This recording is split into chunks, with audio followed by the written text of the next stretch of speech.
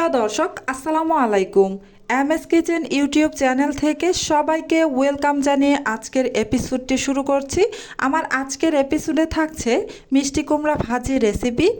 এই মিষ্টি কুমড়া ভাজি দিয়ে রুটি, লুচি, পরোটা ও গরম ভাতের সাথে খেতে জাস্ট জমে যাবে, এতটাই টেস্টি হয়।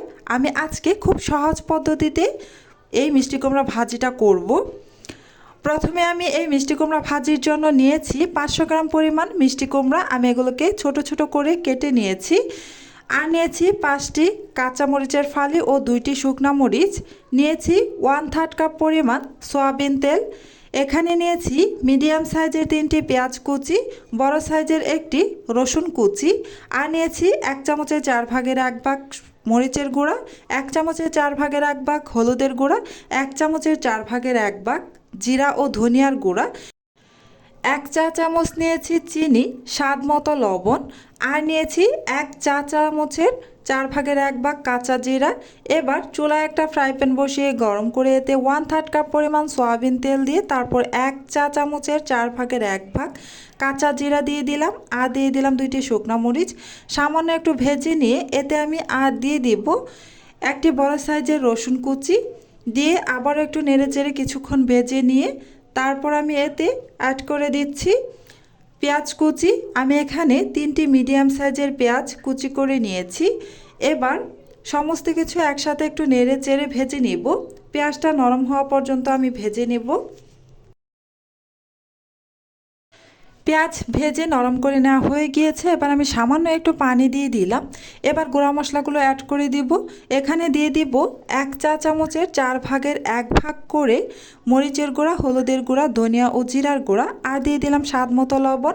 এবার একটু নেড়েচেড়ে মিশিয়ে নিয়ে আমি এই মশলাটাকে খুব ভালোভাবে কষিয়ে নেব।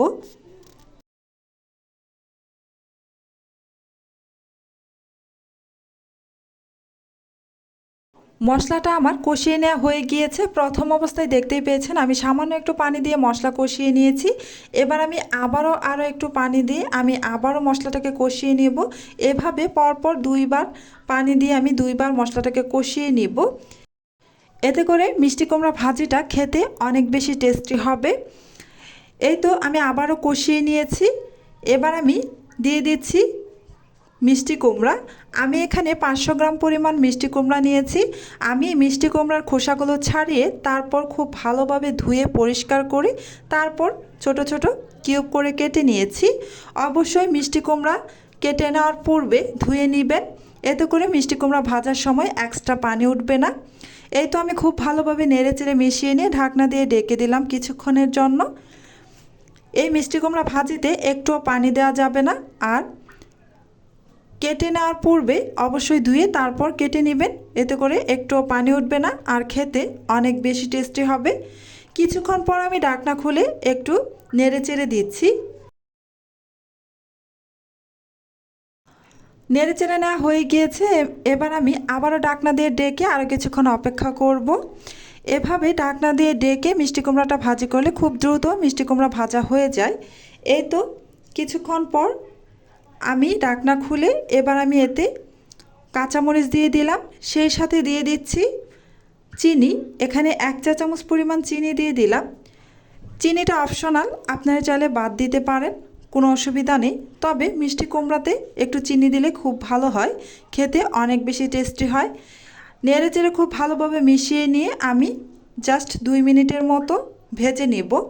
আমার মিষ্টি কুমড়াগুলো খুব ভালোভাবে সিদ্ধ হয়ে গিয়েছে। এবার 2 মিনিটের মতো ভেজে তারপর আমি নামিয়ে নিয়েছি। এই যে দেখতে পাচ্ছেন মিষ্টি কুমড়ার কালারটা কত সুন্দর হয়েছে আর এই ভাজিটা খেতে দুর্দান্ত ছিল। আমার আজকের এই রেসিপিটি আপনাদের কাছে কেমন লেগেছে কমেন্টের মাধ্যমে জানাতে পারেন। আজকের মতো এখানেই বিদায় নিচ্ছি। আবারও দেখা হবে পরবর্তীতে কোনো নতুন রেসিপির সাথে। আপনারা অনেক বেশি ভালো থাকবেন, সুস্থ থাকবেন। আসসালামু আলাইকুম ওয়া রাহমাতুল্লাহি ওয়া বারাকাতুহু।